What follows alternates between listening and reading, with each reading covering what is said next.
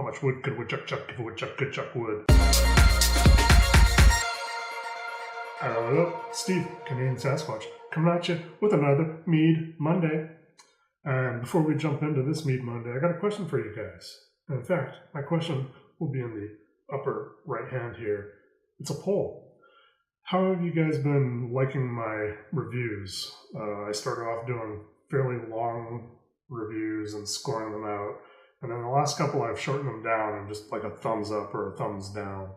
If you guys can hit the poll link up there and let me know what you prefer, or if you like something kind of in between, kind of tailored so that you guys don't get bored and you get the information that you want out of it all. So yeah, just let me know. Also down in the comments if you need to do more describing of what you prefer out of the reviews yourselves. Comment down below. And while you're down below, hit that like button and maybe even subscribe. And with that, let's get into today's review. We are going back to Thorin. We have Thorin's Viking Mead here. So, last time it was not bad. That was the nightly mead. So this one is 12.9% ABV. Crafted using old world technique, this drink is sure to delight even the most discriminating Viking. We hope both you enjoy this. We hope you reading difficult. We hope you enjoy this bottle and more to come. Thorin. So it is based out of Marbles Falls, Texas. And yeah, that is all the information. So right off the bat, no idea what it is other than supposedly a mead. So it's in a Belgian beer bottle. It's capped. So we got a decapper. Little tiny hiss.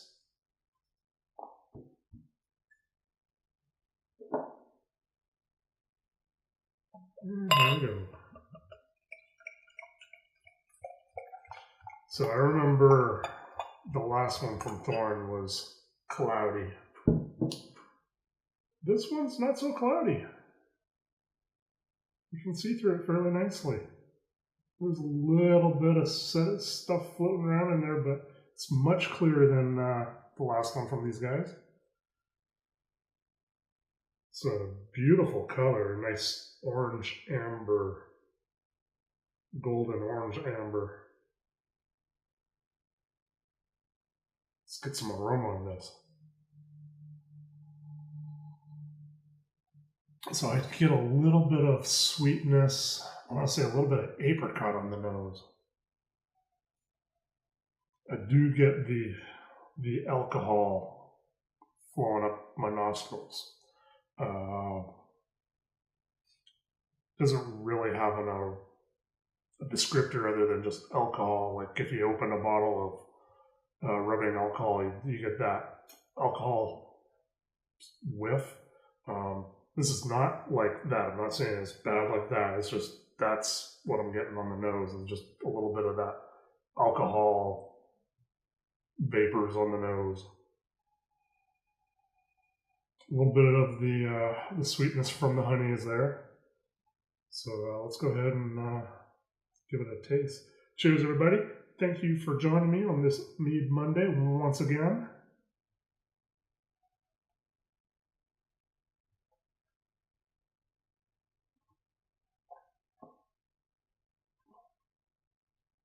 So right off the bat, I get a little bit of tingly from the carbonation. There was that little hiss. Not a bad thing, not a good thing. It's just slightly carbonated. A lot of caramel flavors are coming through on this.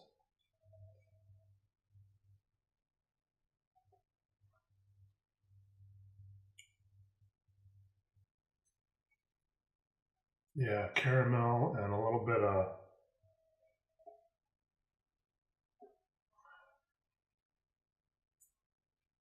like a want to say like a cherry.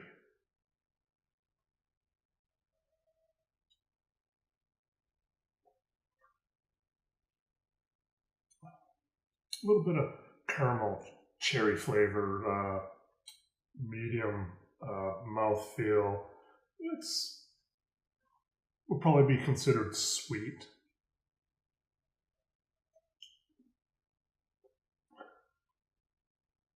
There is a little bit of that alcohol flavor going on as well. Like I mentioned in the aroma, you have that whiff of alcohol. There's a little bit of that going on in the flavor as well. So all in all, this is actually a pleasant beverage.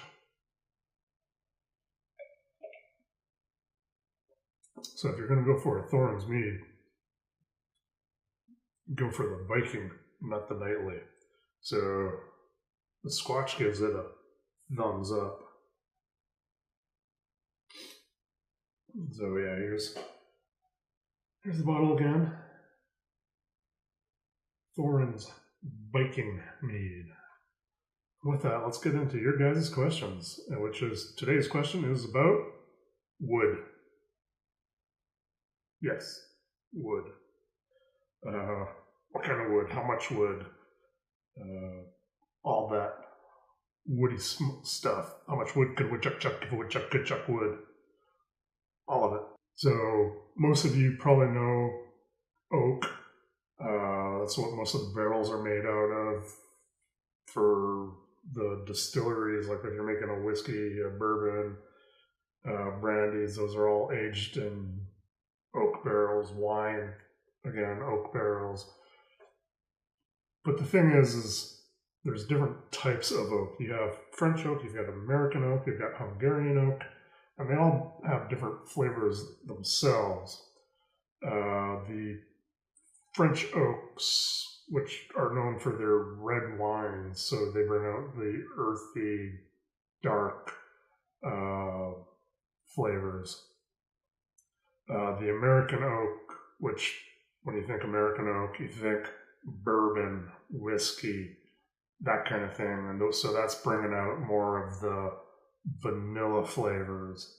And then you have Hungarian oak, which is kind of right there in between the flavoring. So it's a little earthy, a little vanilla sweet. It's actually my favorite oak to use, and I actually have a box of wood. So in my box of wood here, I have a bag of Hungarian oak cubes, M+. So that M+ is how much is it toasted to? Because different levels of cooking or heating, burning the wood, toasting the wood, brings out different flavors. So like if you have a raw oak, that tastes different than a medium toasted oak, or even just any wood. And then if you like char it, that brings out even different flavors. Personally, I like medium plus, because that brings out all the vanilla sweet flavors that the oak does. And I have here a little cube of the Hungarian oak. So yeah, it's just cubes of wood. Sometimes they will actually take barrels and cut them down. They'll use barrels, they'll cut them down, make the oak cubes. I believe these are just regular Hungarian oak that was cut down, not from any barrels or anything. But if you get ones that were from barrels, then you also get a little bit of the flavor from those barrels as well. So one of the ones that's becoming more popular right now is Jack Daniel oak cubes and whatnot. So, and it's not just cubes that you can get. You can get spirals, you can get dust, so like sawdust, staves, so like actual planks that look like they would make the barrels. You can get those as well. And depending on how you want to use the wood, will depend on what type. So I always get the cubes, mainly because it's really hard to find Hungarian oak staves or spirals, but it also allows me to oak things a little bit quicker than using it because they're smaller, so you use more pieces, which means there's more surface area, and it's the surface area that allows you to absorb the flavors of the oak or wood. I keep talking about oak, but it's not just oak. Pretty much any wood that you can use for barbecuing. So a lot of people like to use cherry, apple, mesquite. I went to the local hardware store. I got a bag of mesquite that is used for smokers, and I cut up a bunch of it, and I actually toasted them myself. So that is what I have in here is a bag of, if I can do it the right way around, there you go, mesquite, toast it. So I actually have a bag here of toasted mesquite wood, which I've used for a couple of my beverages as well. So things that I've used the mesquite for are actually my braggots. So I do rye wine and rye barley wine braggots, and the rye and the mesquite go very well together because of the spiciness of both of them. And like I've even used mesquite honey in them with the mesquite wood, just to bring out a little bit more of that smoky barbecue spicy flavors. So yeah, so it's not just the oak, it's pretty much any wood that comes from a tree that bears fruit typically can be used for adding the woody, oaky, mesquite, apple flavors. So another thing about using wood in your meads or beers or whatever is they deposit tannins into the beverage. And with tannins, that will lower the sweetness perception. So what do I mean by that? If you have like a cloyingly sweet mead, you take a sip of it and it just coats your mouth and it feels like you just put a spoonful of honey in your mouth. Well, if you age that on wood, it'll absorb the tannins, and the next time you try it, it will, because of the tannins, it will feel a lot less cloyingly sweet. So it seems like it dries it out, but it doesn't really dry it out. It just deposits the tannins, which gives that perception of dryness instead. So that is one of the things that you need to be aware of when you're making the mead is like if you want to age it, then you will, on wood, then you might want to make it a little bit sweeter than what you're aiming for, because the tannins in the wood will create that dryness factor. And then another thing that you can do with the wood is you can soak it in a whiskey, a bourbon. I have some here. These are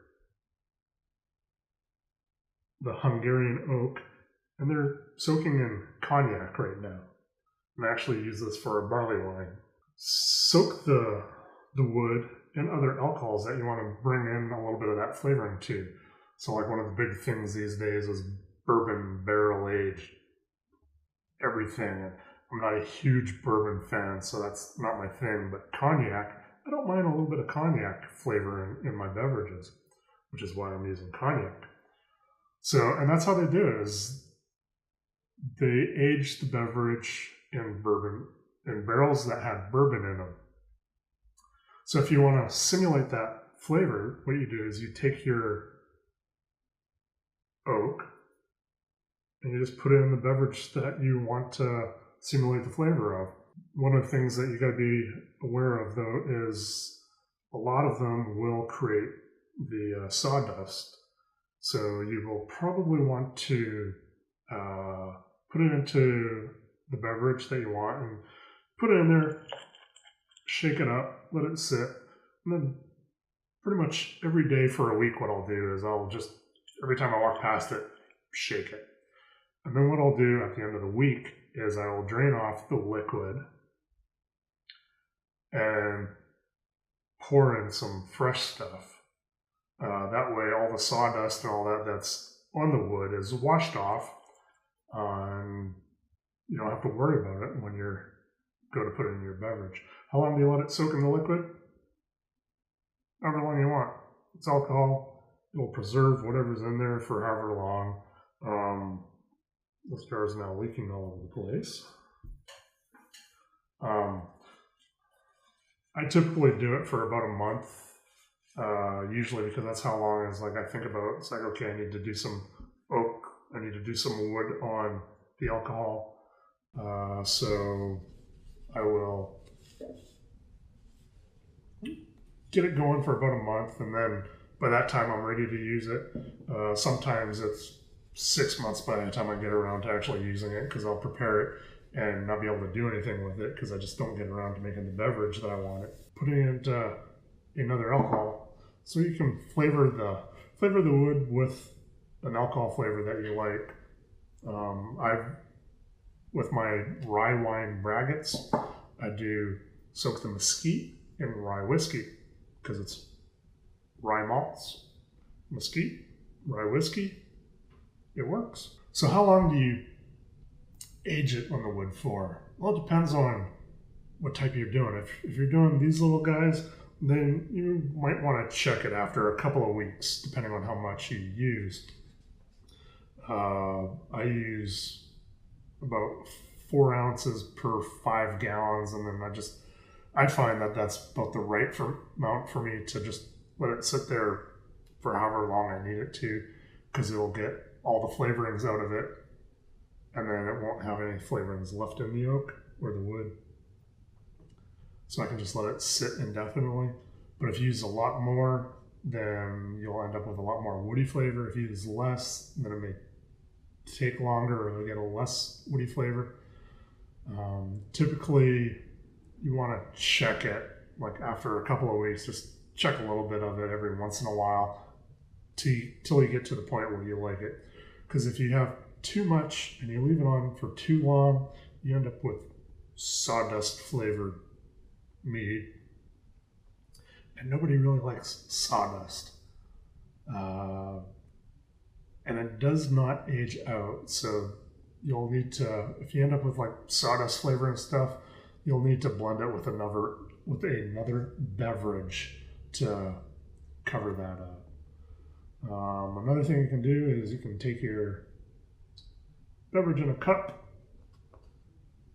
take your wood, you know what, let's use the oak instead, because they have a little bit of sawdust on them. You just plop them in there.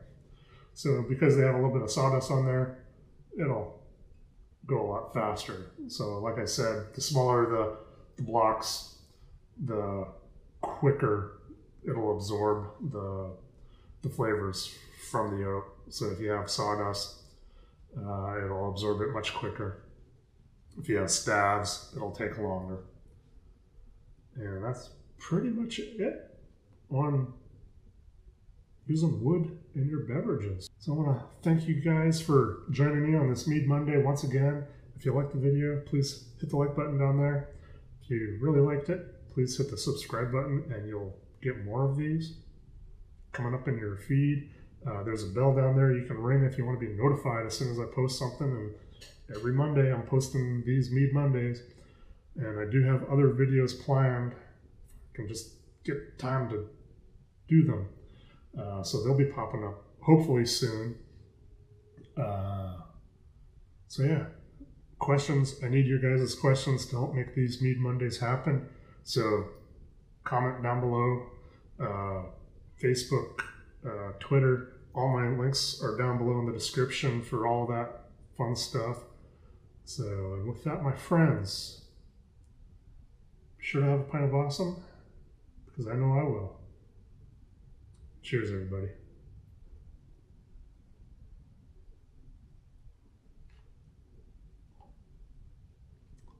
A little bit of wood helped this. They should barrel age this.